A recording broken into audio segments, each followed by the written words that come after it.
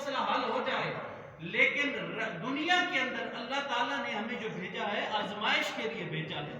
یہاں پر حضور سیدنا علی المرتضیٰ شیر خدا مولا کائنات حضور حیدر کرار رضی اللہ تعالیٰ عنہ کو کسی نے پوچھا حضور آپ نے اللہ کی معرفت کیسے پائی؟ اے امیر المومنین آپ نے خدا کو کیسے پہچان لیا؟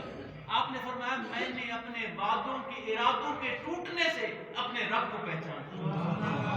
ہم کئی دفعہ ارادہ کر کے نکلتے ہیں کہ آج ہم فلاں جگہ جا رہے ہیں, یہ کام کریں گے, پھر وہاں سے ہوں گے, پھر یہ کام کر کے واپس آئیں گے. آگے جاتے ہیں آگے راستہ بند ہے, آگے جاتے ہیں بندہ نہیں مل رہا, آگے جاتے ہیں کوئی معاملے پورے نہیں ہو رہے. ہم نے تو بڑا پروگرام بنایا ہوا تھا کہ ہم یہ کچھ کریں گے. حضور مولا کائنات سیدنا علی المرتضیٰ شیر خدا رضی اللہ تعالیٰ عنہ فرماتے ہیں کہ جب انسان ارادے کرتا ہے لیکن ایک قوت کار فرما ہے جس کی مرضی, ان اللہ علی کل شیء قدیر, جو رب ہر شے پر قادر ہے, مرضی اس کی چلتی ہے, جو اس کا حکم ہوتا ہے, جو اس کی منشا ہے اس کے مطابق انسان کے معاملات ہوتے ہیں. اگر انسان کہے کہ سب کچھ میری مرضی سے ہو جائے تو پھر وہ کام نہیں ہوتے. اب مسئلہ کیا ہے پریشانی کا؟ پریشانی تب ہوتی ہے کہ جب انسان کے مزاج کے خلاف کچھ ہو جائے. آپ چاہ رہے ہیں آپ کا بچہ نیک ہو, اگر بچہ نیک نہیں ہے تو اب آپ کو پریشانی ہو گئی. آپ چاہ رہے ہیں میرے گھر کے خرچے پورے ہو جائیں, خرچے پورے نہیں ہو رہے تو پریشانی ہو گئی. آپ چاہ رہے ہیں کہ میرا فلاں کام ہو جائے جیسے میں چاہوں ایسے نہیں ہو رہا, تو پھر کیا ہوتا ہے؟ انسان, یہ شیطان کا وہ وار ہے جب انسان کا کوئی کام نہیں ہوتا تو وہ دل میں ڈالتا ہے کہ دیکھو تمہارا تو کوئی کام نہیں ہو رہا, تمہاری تو نمازیں کسی کام کی نہیں, تمہارے روزے کسی کام کے نہیں. بلکہ انسان کو یاد رہنا چاہیے کہ پیچھے اللہ رب العزت کی ذات کار فرما ہے. اگر میں جو چاہتا ہوں وہ نہیں ہو پا رہا تو اس کا مطلب ہے رب کی مرضی یہ نہیں ہوگا, وہ جو اللہ کی مرضی ہے. اب یہاں پر ایک آپ کو جو صوفیاء کے اندر مزاج کے اندر تبدیلی, صوفیاء کون ہوتے ہیں؟ اللہ والے کون ہوتے ہیں؟ وہ ہم جیسے انسان ہیں نا, وہ بھی ماں باپ سے پیدا ہوئے, وہ بھی اللہ کی مخلوق ہیں. صرف فرق کیا ہے؟ انہوں نے اپنے مزاجوں کے اندر ایک تبدیلی لائی. وہ تبدیلی کیا تھی؟ وہ تبدیلی یہ تھی کہ انہوں نے اپنے آپ کو اللہ کے حوالے کر دیا. من کان للہ کان اللہ لہو.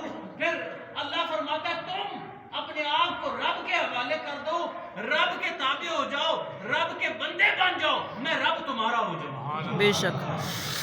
پھر انسان جب کچھ خواہش کرتا ہے, اب جنت کے بارے میں آپ نے علماء سے سن رکھا ہے کہ جنت کی کیفیت کیا ہوگی کہ وہاں پر آپ کو خواہش کرنے کی بھی ضرورت نہیں, جو دل میں خیال آ جائے گا پورا ہو جائے گا. بے شک. یہاں ہم دعائیں مانگ رہے ہیں یا اللہ یہ کام ہو جائے, میرا مسئلہ حل ہو جائے, پوری نہیں ہو رہی.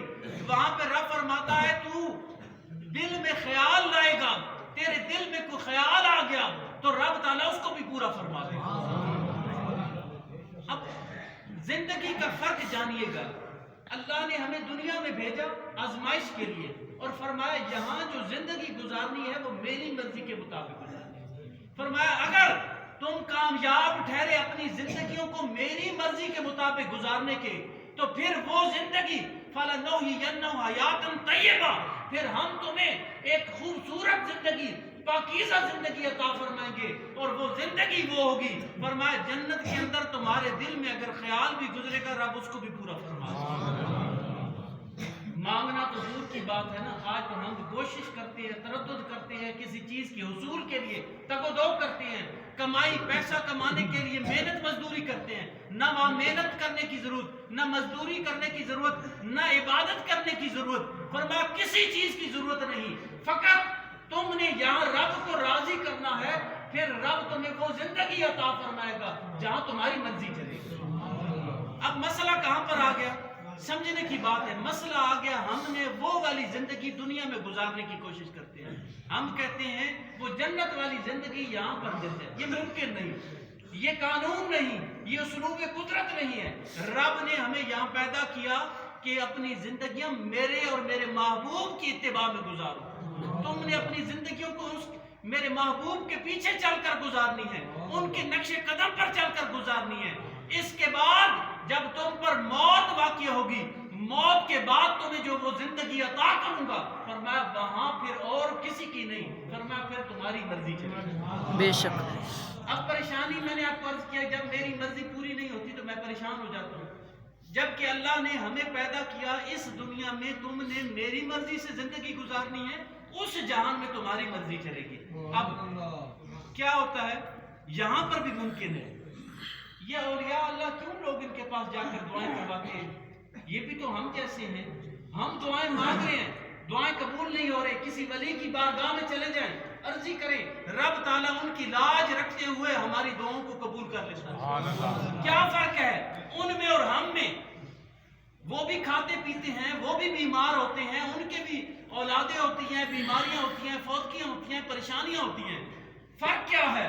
فرمایا انہوں نے اپنی مرضی کو اللہ کی مرضی میں شامل کیا۔ غالباً بادشاہ کا نام مجھے یاد نہیں آ رہا ہے، ہندوستان کا بادشاہ تھا، اور اس بادشاہ جب جمعہ پڑھنے جاتا تھا، مغل بادشاہوں میں سے کوئی بادشاہ تھا، تو راستے میں جمعہ کی نماز کے لیے جیسے اب آپ آ رہے ہیں تو راستے میں ایک مجذوب سر راہ بیٹھتا تھا، راستے کے کنارے پر بیٹھتا تھا، اور وہ اپنا پورا بغیر لباس کے بیٹھتا تھا، حتیٰ کہ سطر کو بھی نا وہ برہنہ رکھتا تھا۔ اب بادشاہ وقت کا گزر اسی راستے سے ہوتا تھا، لوگوں نے بڑی کوشش کی لیکن وہ اس مجذوب کو نہ کچھ کہہ سکے، تو ایک دن بادشاہ جب گزرا اس کی نظر پڑی نا تو اس نے سواری روک دی، نیچے اترا اور اس نے جا کر اس مجذوب کو مخاطب کر کے کہا کہ یہ تم اپنا سطر برہنہ کر کے بیٹھے ہو، یہ شریعت کے خلاف ہے، یہ ناف سے لے کر کم سے کم گھٹنوں تک تو تم اپنا سطر جو ہے اس کو تو پردے کے اندر رکھو، تاکہ لوگوں کے یہاں بچے گزرتے ہیں، عورتیں گزرتی ہیں، مرد گزرتے ہیں، سب کی نظر تم پر پڑتی ہے، تو اس بات کی شریعت اجازت نہیں دیتی ہے۔ اب یہ جب کہا نا تو اس نے مجذوب نے اور کہا کہ یہ تمہارے پاس کمبل پڑا ہوا ہے، چادر پڑی ہے، اس کو اپنے اوپر رکھو، تو مجذوب کہنے لگا ذرا آؤ نا تم ہی میرے سطر کو ڈھانپ دو۔ جیسے ہی بادشاہ وقت نے نا وہ کپڑا اٹھاتا ہے تو نیچے سے گردن کٹی ہوئی گردنیں سر پڑے ہوئے، خون رس رہا ہے اس چادر کے نیچے، اس کمبل کے نیچے، تو گھبرا کے بادشاہ پیچھے ہو گیا، تو فرمانے لگے کہ میں تمہارے عیبوں پر پردہ ڈالوں یا اپنے سطر پر پردہ ڈالوں؟ یہ صوفیاء کی وہ ڈیوٹیاں ہیں جو روئے زمین پر اللہ رب العزت کی طرف سے وہ معمور من اللہ ہے۔ اسی طرح ایک بزرگ تھے، وہ فقط اپنا سطر ڈھانپتے تھے سردی گرمی کے اندر۔ کسی نے ان سے پوچھ لیا حضور یہ ٹھنڈ نہیں لگتی؟ سردیوں میں اتنی شدید سردی، ہم سویٹر کرتے ہیں، چادریں کرتے ہیں، رضائیوں میں گھس جاتے ہیں، ہمیں بڑی سردی لگتی ہے، گرمیوں میں ہم چھاؤں میں بیٹھتے ہیں، ہم ٹھنڈی جگہ پر بیٹھ جاتے ہیں، ٹھنڈا پانی پیتے ہیں، آپ کو ہم نے دیکھا ہے آپ سردی گرمی میں ایک مقام پر بیٹھے ہیں، آپ کو سردی گرمی نہیں لگتی؟ تو انہوں نے بڑا خوبصورت جواب دیا تھا، وہ مجذوب تھا، کلندر تھا، لیکن جواب بڑا عارفانہ تھا۔ فرمایا کیونکہ موسم میری مرضی سے تبدیل ہوتا ہے نا، میرا دل چاہتا ہے سردی ہو سردی ہوتی ہے، میرا دل چاہے گرمی ہو گرمی ہوتی ہے، پھر مجھے کیا تکلیف ہے؟ جب موسم میری مرضی کا ہے تو جب مرضی کی چیز ہو تو کبھی تکلیف ہوتی ہے یا خوشی ہوتی ہے؟ کہا خوشی ہوتی ہے۔ اب سوال کرنے والے نے بڑا خوبصورت سوال کیا، اس نے کہا بابا جی سنا تھا کہ موسم اللہ کی مرضی سے بدلتے ہیں، سردی گرمی اس کی قدرت سے آتی ہے، آج پتہ لگ رہا ہے یہ آپ تبدیل کرتے ہیں۔ انہوں نے کہا بات ایک ہی ہے، در حقیقت میں نے اپنی مرضی کو اپنی اللہ کی مرضی میں شامل کیا۔ سبحان اللہ۔ میرا رب جب سردی چاہتا ہے کرتا ہے تو میں اللہ کا شکر ادا کرتا ہوں، مولا میں بھی چاہتا ہوں، میں تیری رضا میں راضی ہوں، مولا تو اس میں راضی ہے، تیرا بندہ بھی راضی ہے۔ جب وہ گرمی کرتا ہے میں پھر بھی الحمدللہ علی کل حال کہتا ہوں، یا اللہ میں تیرا شکر ادا کرتا ہوں، تو نے گرمی کی ہے، مولا تو اس میں راضی ہے، یہ تیری قدرت ہے، تیرا بندہ تیری رضا میں راضی ہے۔ تو فرمایا من کان للہ کان اللہ لہو، جو اللہ کا ہو جائے رب اس کا ہو جاتا ہے۔ اب عرض کرنے کا مقصد یہ تھا کہ ہم نے جاننا ہے کہ یہ ہماری پریشانیاں کب ہماری جان چھوڑیں گی۔ بڑے بندے آ کے سوال کرتے ہیں کہ یہ پریشانیاں جی ہمارے گھر کا کو گھیرے ہوئے ہیں جی، کبھی ایک پریشانی، کبھی بیماری، کبھی مال بیمار، کبھی کیا۔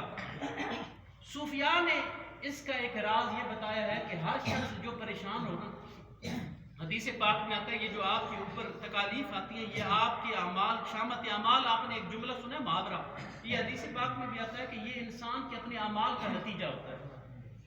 آپ اچھے اعمال کرتے ہیں، حضور نے فرمایا جب کوئی نیک عمل کرتا ہے تو اس کی زندگی کو طوالت ملتی ہے، اور اگر گناہ کرتا ہے تو زندگی کم ہو جاتی ہے۔ معلوم یہ ہوا ہم سمجھتے ہیں بس ٹھیک ہے ہمیں کون پوچھنے والا ہے، نہ ہم نماز پڑھیں کوئی والدین میں سے کوئی نہیں پوچھتا، کوئی بات نہیں جی، حلال کھا رہے ہیں حرام کھا رہے ہیں کوئی مسئلہ نہیں، پوچھنے والا کوئی نہیں ہے۔